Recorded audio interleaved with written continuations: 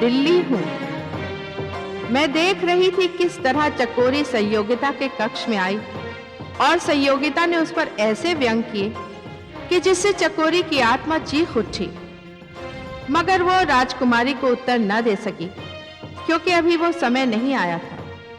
इधर अनंगपाल तोमर परेशान पृथ्वीराज के कक्ष में आए और उन्होंने पृथ्वीराज को जब सेवक की वेशभूषा में देखा तो वो आश्चर्यचकित हो गए।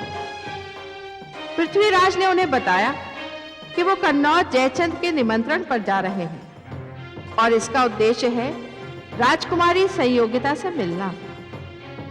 जब अनंगपाल को पृथ्वीराज और संयोगिता के प्रेम के बारे में पता चला तो उन्होंने पृथ्वीराज से वचन लिया कि वो राजकुमारी संयोगिता को उनकी पुत्र वधू बनाकर अनंगपुर लाएंगे। इधर पृथ्वीराज और चंद्रवरदाई स्वामी और सेवक के रूप में कन्नौज पहुंचे। वहां कन्नौज के कविराज ने उनका अपमान किया, जिसका उत्तर पृथ्वीराज ने दिया।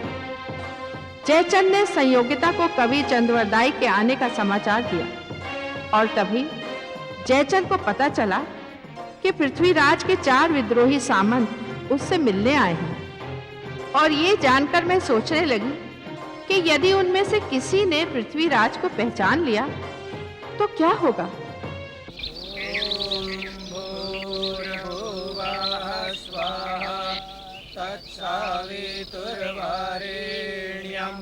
भर्गो देवस्य धीमहि धियो यो नः प्रचोदयात् स्वाहा। ॐ ईशेत्वर्ये त्वावायवस्तादेव स्वहसविना प्रार्थयन् श्रेष्ठतमाय कर्मणः आप्याय त्वमग्न्या। महाराज, क्या आप मुझे इस यज्ञ में मंत्रोच्चार सुनाने के लिए लाए हैं? नहीं चंद्रवरदाई, हम तो ये देखने आए हैं कि इस यज्ञ का विध्वंस कैसे किया जा सकता है। महाराज, आप देख रहे हैं इनकी सुरक्षा व्यवस्था? यह संभव नहीं है महाराज। जब हमारा यहां पहुंचना संभव है तो यह भी असंभव नहीं है। लेकिन महाराज, हमारे कार्यक्रम में तो केवल आपकी भेंट है राजकुमारी के साथ। ये यज्ञ के विध्वंस का कार्यक्रम कब बना? यह योजना तो उसी दिन बन गई थी जब हमने जयचंद का अपमान से भरा हुआ निमंत्रण पत्र पढ़ा था। राजकुमारी संयोगिता को फिर मिलने का वचन दिया था हमने, मगर जयचंद के पत्र का उत्तर देना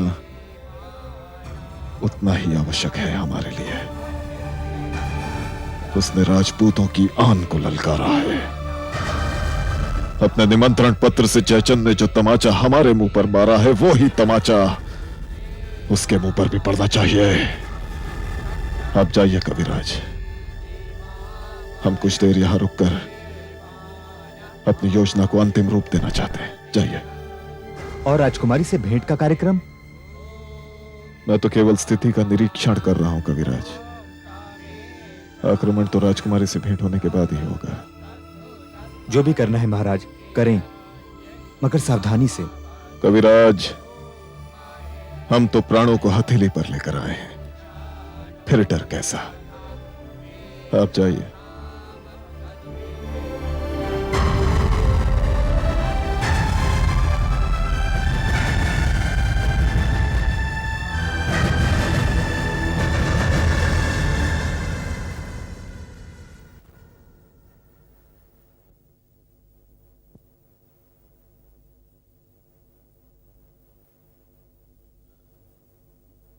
कविराज। महाराज, आपने यहां आने का कष्ट क्यों किया? मुझे बुलवा लिया होता, मैं उपस्थित हो जाता आपकी सेवा में।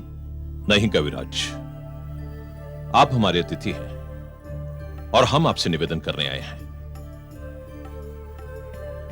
जिसका शिष्टाचार के नाते हमें अधिकार नहीं है। नहीं महाराज, आप आज्ञा दीजिए मुझे। नहीं कविराज, मेरी पुत्री संयुक्ता जो काव्य कला में निपुण है और उसे काशी विद्यापीठ से महाकवि कालिदास पर विशेष सम्मान भी प्राप्त हो चुका है। मेरा निवेदन है कि आप मेरे साथ चलकर उसका काव्य कला में मार्गदर्शन करें, उसे अपने दोहे सुनाएं, तो आपकी बड़ी कृपा होगी। महाराज, तो इसके लिए इतने संकोच की क्या आवश्यकता है? शायद आप नहीं जानते कि महान से महान और छोटे से छोटा कवि भी यही चाहता है कि उसे कोई सुने, उसकी प्रशंसा करे। महाराज, कलाकार तो प्रशंसा का भूखा होता है, और राजकुमारी संयोगिता तो स्वयं काव्य कला का ज्ञान रखती। कविराज, आपका सेवक गणपत डांगी दिखाई नहीं दे रहा। महाराज, वो नगर भ्रमण के लिए निकला है, आता ही होगा। कविराज, मैंने अपनी पुत्री से आपके सेवक का उल्लेख किया था। मैं चाहता हूं कि वो भी उसे अपनी कविता सुनाए। चलिए महाराज, मैं उपस्थित हूं आपकी सेवा में, और अपने सेवक के लिए मैं अतिथिशाला के अधिकारी से कह देता हूं, वो भी वहां पहुंच जाएगा। और महाराज, मेरे सेवक गणपत डांगी के लिए जो राजकुमारी संयोगिता के सामने अपनी काव्य कला का प्रदर्शन करे, बड़े गौरव की बात होगी। वो तो धन्य हो जाएगा ये सुनकर, और सिर के बल दौड़ा चला आएगा। महाराज, आपने उसे यह अवसर देकर तो उसका जन्म ही सफल कर दिया है। ठीक है कविराज, आप तैयार हो जाइए, मैं आपकी प्रतीक्षा करता हूं। जी महाराज।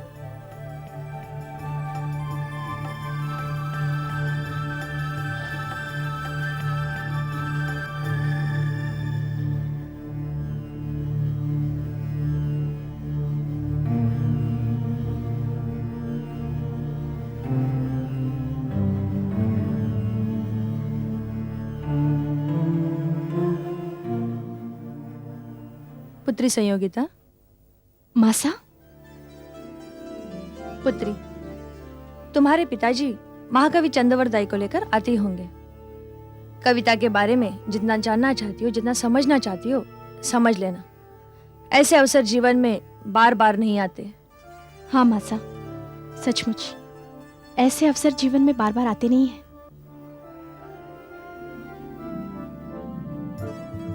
पुत्री संयोगिता, पिताजी। आइए। पुत्री, यह महाकवि चंद्रवरदाई और यह है मेरी पुत्री संयोगिता। प्रणाम राजकुमारी। प्रणाम। आइए महाकवि, अपना आसन ग्रहण आइए। कीजिए। ये हमारा परम सौभाग्य है कि आप जैसे महाकवि हमारे राज्य में आए। बैठिए महारानी। पुत्री, मैंने कविराज से निवेदन कर दिया है, अब तुम अपनी इच्छा अनुसार इनके साथ वार्तालाप कर सकती हो।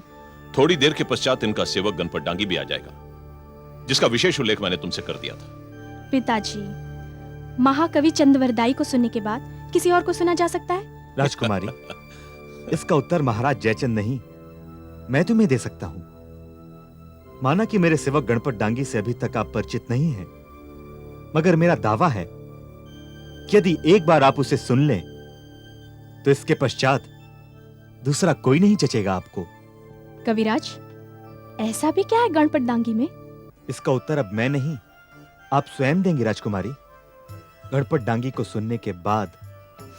कविराज, जब आप कह रहे हैं तो सत्य ही होगा।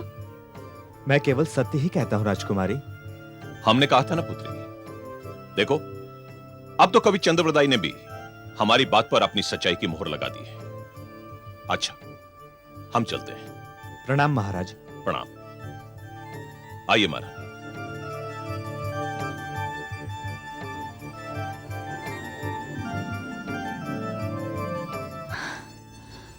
तो राजकुमारी, किस तरह के दोहे सुनना चाहती हैं आप? हमारी विवशता को क्षमा कीजिए कविराज। आपसे कविता सुनना तो सचमुच बड़े सौभाग्य की बात होगी, लेकिन इस समय हमारा व्याकुल मन आपके मुख से महाराज पृथ्वीराज के कुशल समाचार सुनना चाहता है। राजकुमारी, महाराज पृथ्वीराज चौहान स्वस्थ हैं, सकुशल हैं, किंतु आपसे मिलने के लिए उतने ही व्याकुल हैं जितनी आप उनसे मिलने के लिए। कविराज, अगर वो सचमुच हमसे मिलने के लिए इतने व्याकुल होते तो अपने वचनानुसार वो हमसे मिलने अवश्य आते। कविराज, लाज हमारी जिह्वा पर उन शब्दों को आने से रोक रही है जो हम कहना चाहते हैं। आप तो कवि हैं, क्या आप नहीं जानते कि विरह में एक स्त्री के मन की दशा क्या होती है? हमने तो सुना था कि अपने वचन का पालन करने के लिए महाराज पृथ्वीराज चौहान अपने प्राण भी दांव पर लगा देते हैं। आपने सत्य ही सुना है राजकुमारी। आज तक मेरे जीवन में ऐसा कोई क्षण नहीं आया कि जब मैंने ये देखा हो कि महाराज पृथ्वीराज चौहान ने किसी को वचन तो दिया हो मगर उसका पालन न किया हो। चलिए राजकुमारी, मैं आपके मनोरंजन के लिए आपको दोहे सुनाता हूं और थोड़ी ही देर में मेरा सेवक भी आ जाएगा। कविराज, आपका सेवक महान होगा, लेकिन आपसे तो महान नहीं हो सकता ना। और इस समय हम केवल महाराज पृथ्वीराज चौहान के विषय में जानना चाहते हैं। अब आप इसे दोहे में सुनाइए या यूं ही। राजकुमारी, मैं एक बार फिर कहता हूं आपसे, जो कुछ आप सुनना चाहती हैं वो मेरे सेवक गणपत डांगी से अच्छा कोई नहीं सुना सकता आपको। वही आपकी समस्या का समाधान कर सकता है। कविराज, आप भी। सेवा में सेवक उपस्थित है कविराज। लीजिए, आ गया हमारा सेवक गणपत डांगी।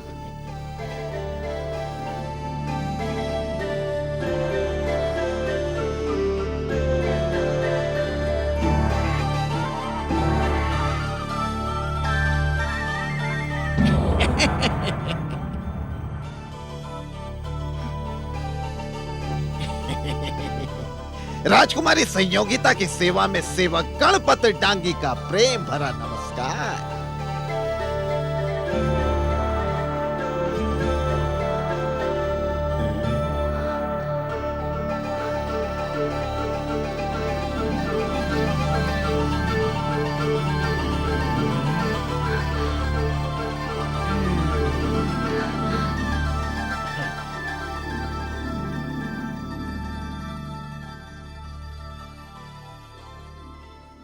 महाराज, आप?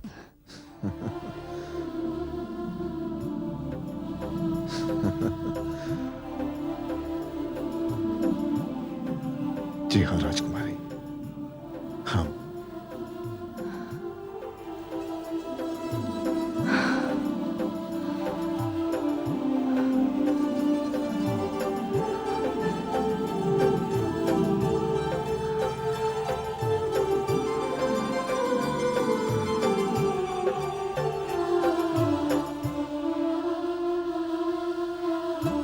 गणपत, राजकुमारी, गणपत, आप ये मत भूलिए कि खतरा चारों ओर है। पहली बार जब आप मिले थे तो उस समय आप एक जंगल में थे जिसमें शेर था, मगर इस बार जहां आप मिल रहे हैं वो जंगल नहीं है, शेर की मांद है, मांद। इस कक्ष में कभी भी कोई भी आ सकता है। आइए राजकुमारी, बैठिए। आइए, आप बैठिए। हाँ, अब हम भी बैठ जाते हैं कविराज। ये यहाँ। हाँ। महाराज, ये क्या? अरे रे, क्या कर रही हैं राजकुमारी? आप बैठिए ना। देखिए देवी, इस नाटक का सूत्रधार मैं हूं, इसलिए ये नाटक मेरे कहे अनुसार ही चलेगा। क्यों कविराज? और इस नाटक में आपकी भूमिका है राजकुमारी संयोगिता की, और मैं हूं कविराज का सेवक गणपत डांगी। इसलिए आपका स्थान ऊपर है और मेरा स्थान नीचे। और फिर वैसे भी आप तो देवी हैं और मैं पुजारी, और देवी का स्थान तो पुजारी के स्थान से ऊंचा ही होता है। बस गणपत, बस। अब अपने दोहे सुनाकर राजकुमारी संयोगिता का मनोरंजन करो। जी। यही हमारी इच्छा है, यही महाराज जयचंद की इच्छा है, और यही भगवान की भी इच्छा है। अच्छा, अब मैं चलता हूं, संध्या वंदन के पश्चात लौटूंगा। जी अन्नदाता।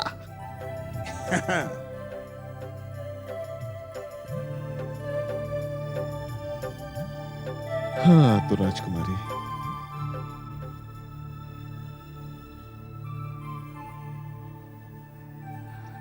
धन्य है वो कवि जिसने ये कहा है कि सब तिथियन को चंद्रमा देखा चाहो आज, तो धीरे धीरे घूंघटा सरकाओ महाराज। सुंदर, अति सुंदर। किंतु महाराज, ये समय जो हमें मिला है बहुत अनमोल है। हाँ राजकुमारी, आपके साथ जो भी समय बीतेगा अनमोल ही होगा। लेकिन महाराज, हम तो ये समझ रहे थे कि राजसूय यज्ञ का निमंत्रण मिलते ही आप यहाँ चले आएंगे, परंतु आपको इस वेश में देखकर ऐसा लगता है कि पिताजी ने आपको निमंत्रण भेजा ही नहीं। नहीं राजकुमारी, आपके पिताजी ने हमें निमंत्रण भेजा था और उसी निमंत्रण के अनुसार हम इस वेश में आए हैं। क्या पिताजी ने आपको ऐसा निमंत्रण भेजा? जी हाँ, उन्होंने निमंत्रण में लिखा था कि राजसूय यज्ञ में सेवकों की कमी है, तो उन्हीं के आदेश पर हम सेवक बनकर आए हैं यहाँ। पिताजी ने ऐसा व्यवहार किया आपके साथ? एक राजसूय यज्ञ करने वाला इतने छोटे स्तर पर भी सोच सकता है? जाने दीजिए ना राजकुमारी, वैसे ही हमारे पास समय बहुत कम है और मैं अपने नाना साहब महाराज अनंगपाल तोमर की इच्छा बताना चाहता हूं आपको। बताइए, क्या इच्छा है उनकी?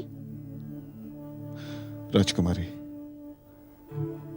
यहां आने से पहले एक ही वचन पर उन्होंने मुझे यहां आने की अनुमति दी है कि आप उनकी पुत्रवधू बनकर अनंतपुर आए। आएंगी ना राजकुमारी? पुत्री, आपके पिताजी आ गए। पुत्री संयुक्ता। महाराज, महाराज, जय चंद की जय हो। अरे सेवक गणपत डांगी, तुम यहाँ? जी महाराज। क्यों पुत्री संयुक्ता? मैंने गणपत डांगी के बारे में जो कुछ भी कहा था सत्य कहा था ना? हाँ पिताजी, आपने बिल्कुल सत्य कहा था। अगर हम इनसे ना मिलते, हमारा मतलब है अगर हम इन्हें ना सुनते, तो जीवन का एक बहुत बड़ा अवसर गंवा देते। और ये सब आपकी कृपा से हुआ है पिताजी। हमने इनके दोहे सुने, जी चाहता है कि सुनते ही रहे। अरे भाई, वो आपके महाकवि चंद्रवरदाई कहाँ हैं? जी महाराज, वो संध्या वंदन के लिए गए हैं, आते ही होंगे। अन्नदाता की जय हो।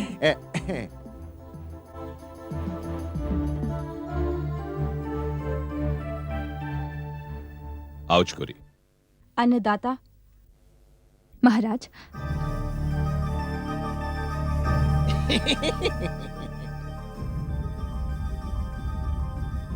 राजकुमारी संयोगिता की जय हो।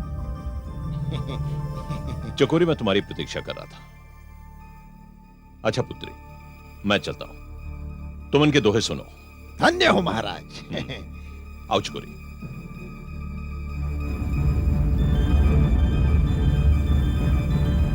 महाराज, क्या आप जानते हैं कि ये कन्नौज की वही गुप्तचर है जिसने आपके यहाँ आने का संदेश दिया था? हाँ राजकुमारी, सत्य कहा आपने, हम जानते हैं। तो फिर ये अनंतपुर से आपके हाथों जीवित कैसे बचकर आई? राजकुमारी, इस बात की वास्तविकता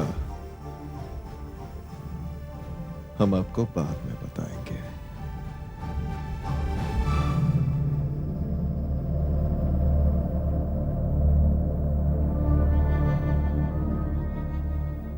चकोरी, तुम राजकुमारी के कक्ष में आकर अचानक चौंक पड़ी थी, उसका कारण क्या था? महाराज, मैं तो सचमुच घबरा गई थी, क्योंकि मैंने इस व्यक्ति को अनंतपुर में देखा था। मैं तब से यही सोच रही हूँ कि ये राजकुमारी के कक्ष में क्या कर रहा है। तुमने ठीक ही सोचा चकोरी। दरअसल वो व्यक्ति कवि चंद्रवरदाई का सेवक है। कवि चंद्रवरदाई का सेवक? मगर महाराज, इसका यहाँ क्या काम? तो इसका अर्थ यह हुआ कि तुम अभी तक नहीं जानती कि कवि चंद्रवरदाई यहां पधारे हैं। कवि चंद्रवरदाई पधारे हैं? मगर महाराज, वो यहाँ कैसे आ सकते हैं? चकोरी, जब कवि चंद्रवरदाई को इस बात का पता चला कि हमने राजसूय यज्ञ का आयोजन किया है, तो वो बिना निमंत्रण के ही चले आए। ब्राह्मण जो ठहरे और साथ में ले आए अपने सेवक को। चकोरी, क्या तुम जानती हो कि उनका यह सेवक महाकवि चंद्रवरदाई की तरह अपनी काव्य कला में निपुण है? क्या? सेवक और कवि? महाराज, इसका ये रूप मैंने अनंगपुर में नहीं देखा था। और सच तो यह है कि जब तक मैं अनंगपुर में रही, एक राजनर्तकी के रूप में रही, मेरा इन लोगों से वैसा कोई संपर्क नहीं था। नहीं चकोरी, हमें तुम्हारी निष्ठा पर कोई संदेह नहीं है। महाराज, जिस दिन आप मेरी निष्ठा पर संदेह करेंगे, वो दिन मेरे जीवन का अंतिम दिन होगा। नहीं चकोरी, हम तुम्हें इतनी जल्दी नहीं गवा सकते। अभी तो तुम्हें बहुत से काम करने हैं। हां, लेकिन एक बात ध्यान में रखना, जब तक कवि चंद्रवरदाई अतिथिशाला में रहें, तुम्हें उन पर नजर रखनी होगी। जी? देखो चकोरी, वैसे तो वो कवि है, ब्राह्मण है, लेकिन है तो शत्रु के पक्ष के ना। देखो, वैसे तो हमें उन पर संदेह नहीं,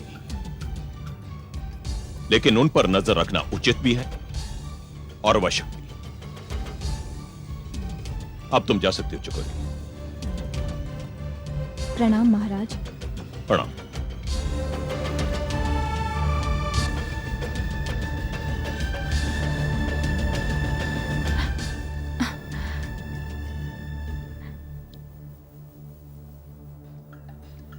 प्रणाम।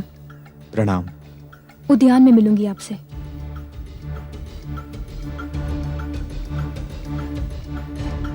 महाराज। आइए आइए आइए कविराज। प्रणाम महाराज। प्रणाम। कहिए कविराज, आपका संध्या का पूजा पाठ पूरा हो गया? जी हाँ महाराज। कविराज, ये जो कन्या अभी अभी आपके सामने से गई और जिसने आपको प्रणाम किया है, क्या आप इसको अच्छी तरह जानते हैं? जी हाँ महाराज, मैं इसे जानता हूं। ये अनंगपुर में आपकी गुप्तचर थी। इसे महाराज पृथ्वीराज चौहान ने राजनर्तकी के पद पर विभूषित किया था। इसका नाम चकोरी है महाराज। महाकवि, आपकी गुप्तचर व्यवस्था तो बड़ी गई गुजरी है। आपके महाराज ने हमारी गुप्तचर को राजनर्तकी की उपाधि दे डाली। महाराज, वो उपाधि महाराज पृथ्वीराज चौहान ने एक स्त्री को दी थी, एक कलाकार को दी थी। हमारे राज्य में स्त्री का बड़ा सम्मान किया जाता है। हमारे राज्य के घर घर में स्त्री घर की शोभा मानी जाती है महाराज। हम उसे गुप्तचर बनाकर बाहर भेजना अपमान समझते हैं। कविराज! महाराज, मैं तो नीति की बात कर रहा हूं। वैसे तो हमें पता ही नहीं चला कि चकोरी गुप्तचर है, और इसमें भी कोई संदेह नहीं कर सकता कि चकोरी जैसी सफल गुप्तचर और हो ही नहीं सकती। महाराज, वो तो अच्छे अच्छे राजाओं की आंखों में धूल झोंक सकती है। चकोरी जैसी गुप्तचर पर तो किसी भी राज्य को अभिमान हो सकता है। कविराज, इसीलिए तो हमने उसे अनंगपुर भेजा था। और महाराज पृथ्वीराज चौहान ने उसे कन्नौज भेज दिया। जाइए कविराज, राजकुमारी संयुक्ता आपकी प्रतीक्षा कर रही है। जाइए।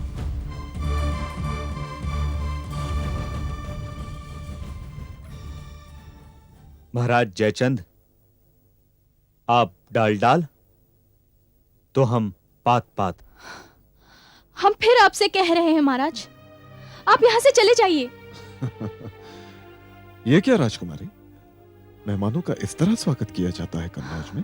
आप समझने की कोशिश नहीं कर रहे हैं। चकोरी ने आपको देखा और वो देखकर चौंक पड़ी। लगता है उसने आपको पहचान लिया है महाराज। अच्छा। आप समझ नहीं रहे महाराज। चकोरी पिताजी के साथ ही बाहर गई है। वो अवश्य ही पिताजी को आपके बारे में सब कुछ बता देगी। और आपके पूज्य पिताजी कहेंगे कि सेनापति जाओ, जाकर पृथ्वीराज चौहान को बंदी बनाकर हमारे सामने पेश करो ताकि हम उसकी गर्दन उड़ा सके। नहीं महाराज, नहीं। आप इस बात को उपहास न समझे महाराज। हमारा तो मन घबरा रहा है, हमारी जान निकली जा रही है। आप चकोरी को नहीं जानते, वो कनौज की गुप्तचर है। राजकुमारी, क्या हम नहीं जानते उसे? तो फिर आप? राजकुमारी, राजकुमारी, चकोरी जब अनंगपुर में थी तब वो कन्नौज की ही गुप्तचर थी। हमने तो उसे वहीं पहचान लिया था। क्या? तो आपने उसे उसी वक्त मृत्युदंड क्यों नहीं दे दिया?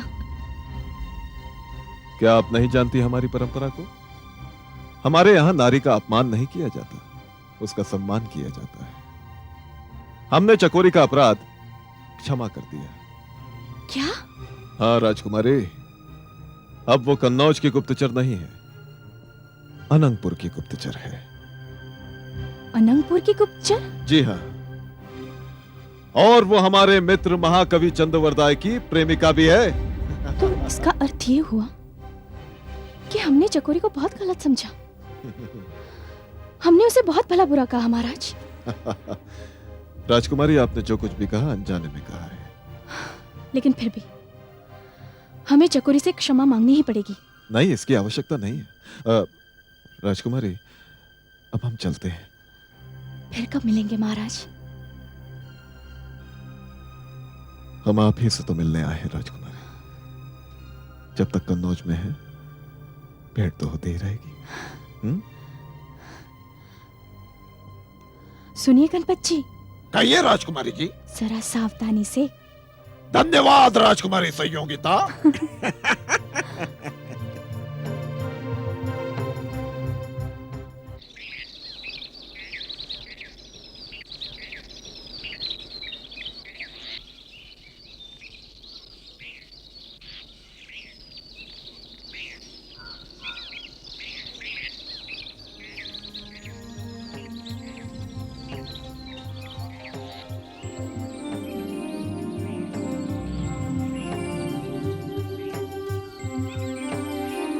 कविराज, स्थान ढूंढने में कष्ट तो नहीं हुआ? नई जगह ढूंढने में थोड़ी कठिनाई तो होती है। और मेरी विवशता यह है कि मैं खुलकर आपकी सहायता भी नहीं कर सकती। खुलकर ना सही, चोरी छिपे जो तुम सहायता कर रही हो, यही क्या कम है? कविराज, आज तो अनाथ होते होते बचा। महाराज जयचंद को मुझ पर संदेह हो गया था जब मैं महाराज पृथ्वीराज चौहान को देखकर चौंकी थी। वो तो मुझसे भी पूछ रहे थे तुम्हारे बारे में। कविराज, वैसे महाराज जयचंद बड़े ही शक्की हैं। बात बात पर शक करना उनका स्वभाव है। वैसे आज मैंने उनके शक का निवारण कर दिया है। पर कविराज, आप लोग अपने प्राणों को संकट में डालकर कन्नौज आए, इसका कोई विशेष कारण है? चकोरी, मैं तो अब तक यही समझ रहा था कि महाराज पृथ्वीराज केवल अपनी प्रेमिका राजकुमारी संयोगिता से मिलने आए हैं, किंतु वो जिस उद्देश्य से यहां आए हैं उसका पता तो मुझे आज ही चला। तो क्या महाराज राजकुमारी संयोगिता से मिलने नहीं आए? वो राजकुमारी से भी मिलने आए हैं, मगर क्या कविराज? चकोरी, उनके यहां आने का असली उद्देश्य है महाराज जयचंद के राजसूय यज्ञ को भंग करना। क्या? कविराज, ये क्या कह रहे हैं आप? हाँ चकोरी, वो इसी उद्देश्य से यहां आए हैं और तुम्हें उनकी सहायता करनी होगी। पर कविराज, ये काम तो बड़ा कठिन है, और केवल कठिन ही नहीं, जोखिम से भरा हुआ है।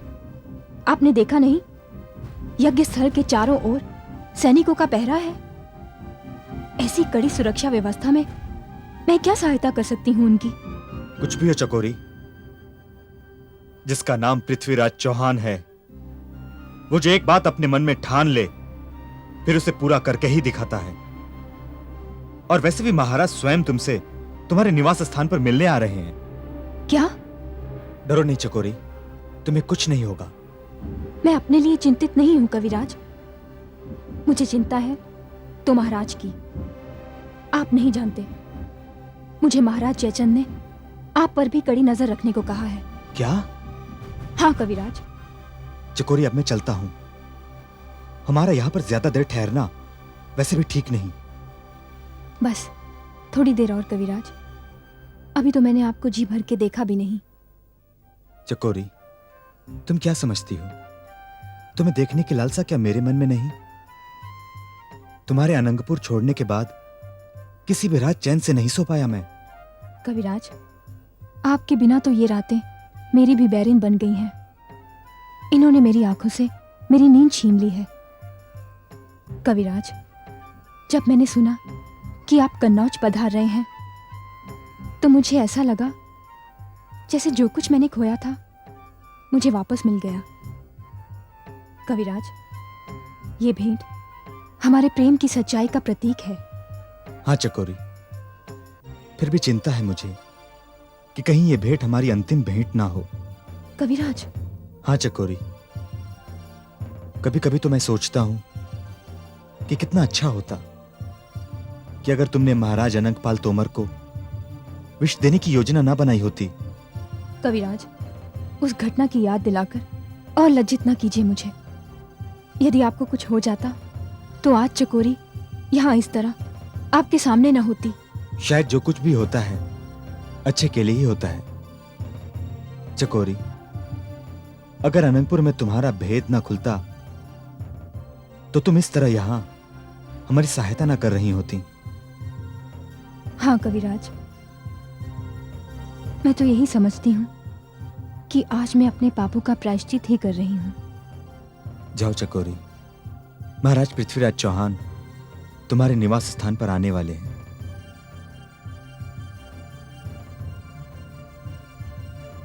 जाओ चकोरी। हाँ कविराज।